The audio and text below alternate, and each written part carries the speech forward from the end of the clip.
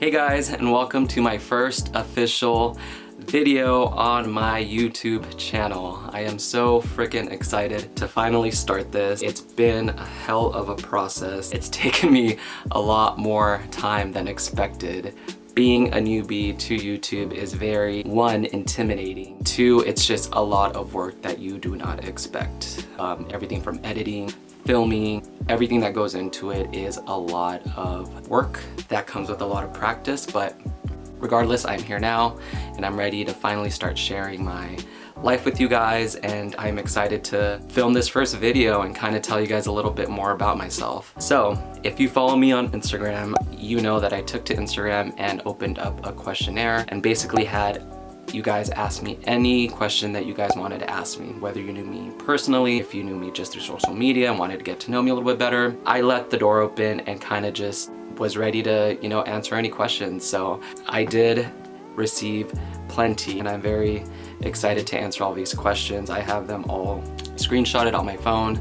So if you catch me looking down a lot, that's what I'm looking at. But yeah, we can start, from the first question. A friend of mine asked, did you lose friends when you came out? To clarify a little bit more, I came out when I was in high school during my sophomore year. I was 15, 16, whatever age you are during that time. I remember it was earlier in the year, so I believe I was still 15. So we'll say 15. Did I lose any friends? No, none that I could think of.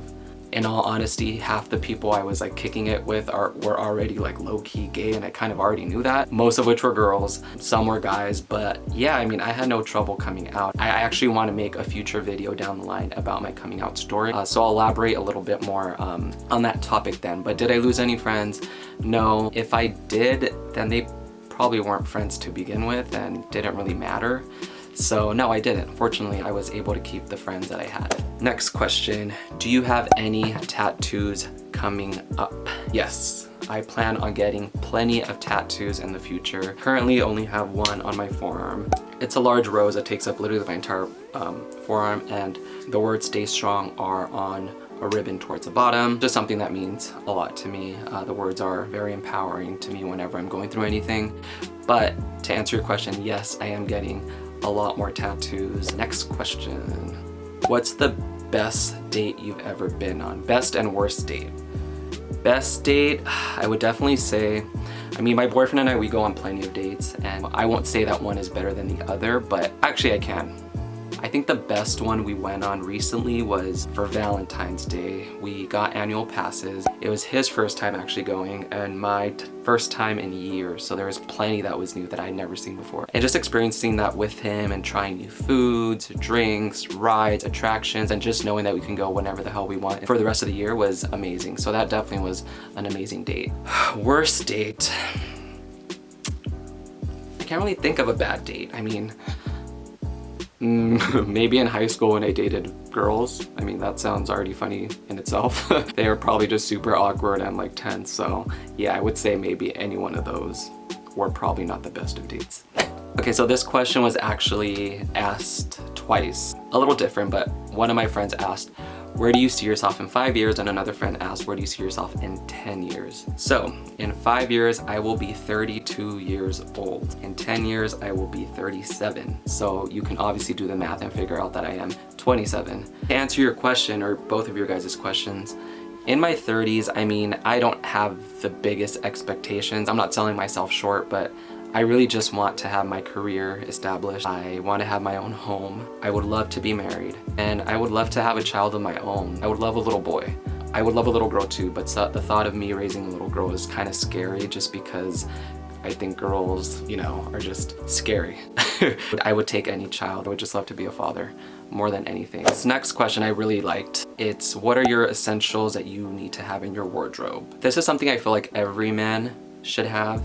I feel like every man should have a clean sneaker. For me, I always like to have a clean pair of white sneakers. You could pair them with anything. You could dress them up, dress them down. Personally, I'm a big fan of the whole suit and sneaker look. I feel like that is a bomb on any dude. I feel like it takes away from the obvious and the traditional dress shoe with the boring pant and blazer. Amp it up a little bit, make it a little more modern, and give it your own little flair with a cool sneaker. Next, I would definitely say a nice pair of jeans. For me, I personally like a super skinny pants. I love them distressed. I love them dark denim. I like them cheap too. I mean, you know, I will spend money on denim because I feel like that is a good investment. But I mean, the ones I'm thinking of off the top of my head are from H&M, and those are my favorite, and they're I think like $60.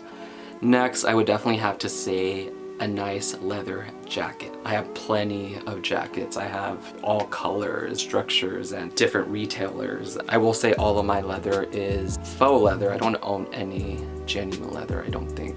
I don't. Yeah, I don't own any genuine leather. But yeah, I think they're such a good statement piece. I'm not talking about the traditional moto jacket or, you know, the bomber, which has no freaking, you know, fun to it. Find a leather jacket that has some like personality. Like the one I'm thinking of is from Zara. It has quilting on the shoulders and button detail, and it just has a good structure to it, and I get compliments on it all the time. And again, not expensive. I think those were like $80. That jacket was like $80 to $90, if that. Next, I would say, I think every man should have a nice bag. It could be a duffel, a satchel, hell, even a fanny pack.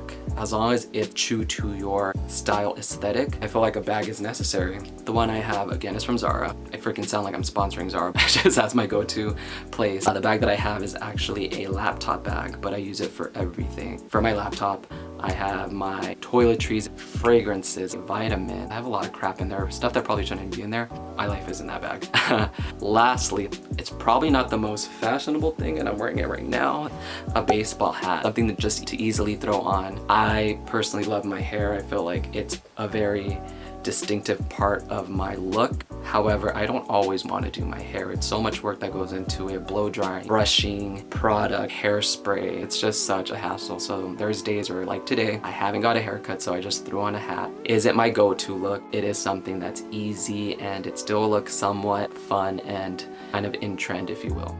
So yeah, those are all my essentials, definitely, for my wardrobe. All right. This one kind of gears into a little more personal, but it's a good question. A friend of mine asked, are you happy? Am I happy fully? I'm not there yet. I have been, and it's not because any particular reason. There's a lot going on in the world right now, and just in my own personal life. There are people and things that keep me happy at the moment. My family, boyfriend, my friends, and just little things that I do on my own that keep me kind of grounded. If I could honestly sit here and say that I'm fully happy, I'm not there yet, but I will be. And it'll take time. Sorry guys, my stomach is like growling like mid-conversation. I haven't eaten anything, I've been filming. So if you hear my stomach growl, that's gross, but I'm sorry. But no, I will be happy. I know I will be. It'll take something, I don't know what, but I'll get there. And I think everyone in the world deserves to be fully 100% happy. Good question.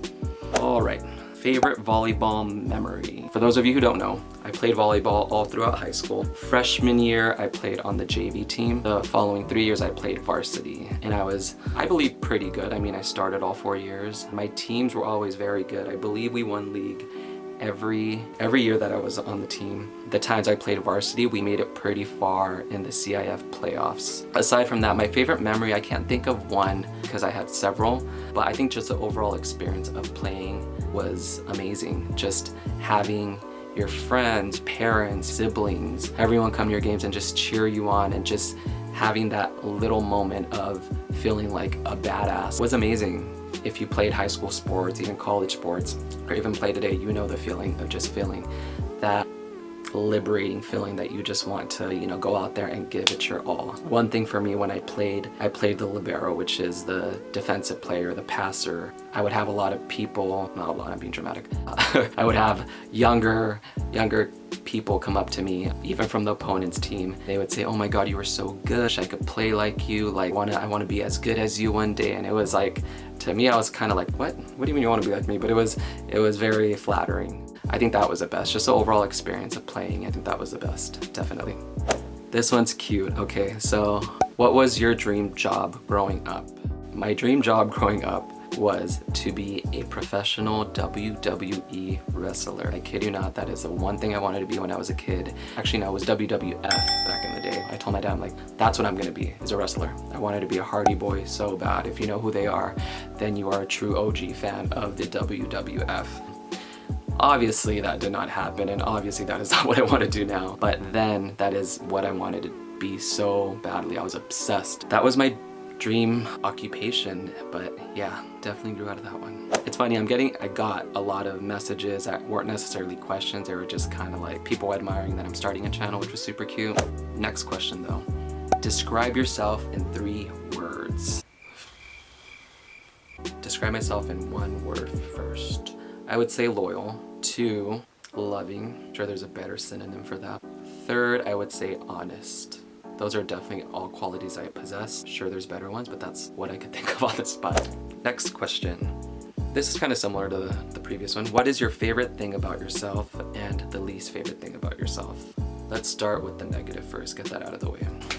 The thing I like least about myself, I would say definitely my insecurities. And I'm not talking about physical, I'm talking about a little bit more like deep-rooted. One thing about me that I hate more than anything is I am so doubtful of myself, and I'm very insecure about new challenges, and hence why it took me so long to start this YouTube. I've been wanting to start YouTube for years now, but it took us to be in quarantine for me to finally give in and commit. But yeah, I've always been scared of new experiences and just feeling as if I won't, amount to them or be successful in doing them. So that's one thing I want to change. And by making this YouTube, I feel like I'm going in the right direction. Next, favorite thing. My favorite thing, that's easy. I would definitely say my compassion for others. It's definitely a great quality that I inherited from my mom. She loves so selflessly and with open arms, and I think that's something I definitely got from her, and I admire that about myself. Not to sound big-headed, but yeah, it's my favorite thing. What inspired you to start a YouTube channel? That's a good one.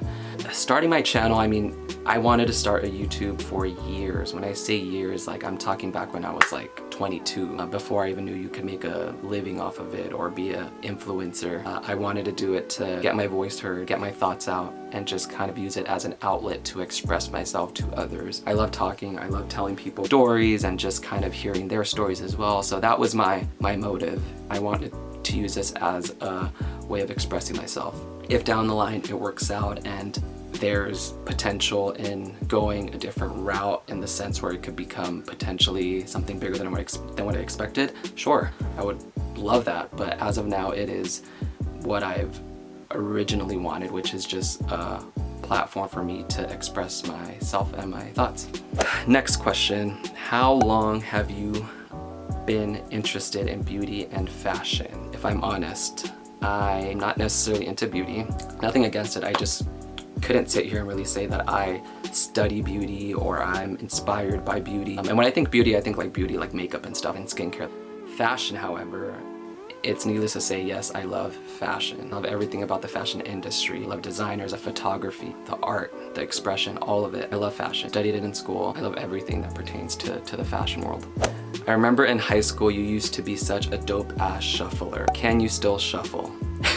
It's kind of embarrassing just to think back that I used to shuffle in general, but to think back that I used to do it at school, at the pep rallies, at the dances. I remember I even entered, a competition at, I believe it was a Sadie's Hawkins, and I did pretty good. I almost won, but I didn't. I came in 2nd place, but I was shuffling. Cringe. I freaking get sweaty thinking about it because it's so freaking, ugh. Can I still shuffle? Of course. I don't think that kind of goes away, but do I still shuffle? No. All right. You and your man are so cute. What's the best advice for a long-lasting relationship? Do you guys ever fight? Hell yeah, we do. I can't imagine of any couple who has been in such a long relationship to just have a perfect relationship and not fight. Mind you, he and I have been together 2 years this month. I'm very happy to be in the relationship I'm in. Granted, there are a lot of, things that come with being in a successful relationship. The best advice I could give is communicate about everything. Don't hold anything in. Whatever's on your mind, if you feel like you have to let it out, let it out. If you don't, it just builds up and builds up and builds up, and then you explode, and then there's conflict. You rather have communication as opposed to conflict with the person you're with. And that's for any couple. And then aside from that, I mean, keep the spark alive. You know, after, you know, a couple years, you can tend to keep doing the same things and just get a little bored. For me, what's been successful for our relationship is just trying new things, trying new restaurants, trying new theme parks, trying things that maybe one has done and the other hasn't. So yeah, just keep the spark alive. Above all, just communicate and be honest about everything. Last question, because I don't want this to be such a long video. One thing no one knows about you. So one thing that no one knows about me, and I thought long and hard about this one because there is a lot that people don't know about me, hence why I'm making this video. So one thing that no one knows about me, I'll keep it fun. One thing that no one knows about me is that I have the taste palette of a 6-year-old kid. What I mean by that is, if you were to offer me a nice steak dinner or a cheeseburger and fries from Red Robin, I'm most likely gonna choose a cheeseburger and fries. That's just me, it's always been me. I thought I would grow out of it, but I'm almost 30, 27, like it's just who I am. I enjoy bagel bites, Capri Suns. I know it's literally, like I said, a 6-year-old. I have no shame in it. Yeah, I eat like a kid. Sad story, but it's true. So guys, I hope that this was an interesting video for you guys, and I hope you guys made it to this point and didn't leave. But I definitely have a lot more coming. This was just kind of an intro to my channel. There's a lot more to come. Like I said, this will be a lifestyle channel, meaning I will talk about my personal life. Everything that pertains to me will be here. Who knows, there might be things down the line that I may want to try. If you guys have any suggestions, that would be greatly appreciated. Stuff that you may want me to do for the next time around, please give this video a thumbs up. Please subscribe and share if you like. Thank you guys so much for watching, and I will see you guys the next time around.